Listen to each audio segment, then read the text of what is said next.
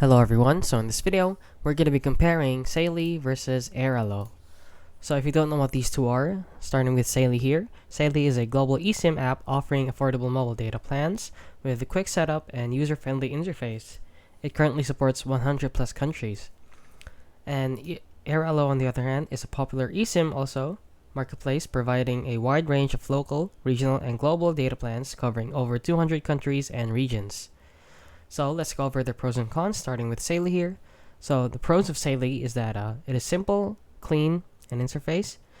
It has competitive pricing, and it has fast activation. Now the cons of it is that it has a smaller coverage range and fewer data plan options per country. Now let's head on over to Airalo.com. Now the pros of it is that it has extensive global coverage, multiple plan choices per region, and a well-established product, and it is well trusted. So the cons of it is that it has some plans that can be pricier and occasional app glitches. So which one is right for you? So go with Saily if you want a streamlined, budget-friendly option for more common travel destinations, and choose Airalo if you need a wider coverage and more flexibility, or a niche country across multiple or less common countries. And that is it. That is the difference between Airalo and Saily. So if you found this video helpful, please consider liking and subscribing.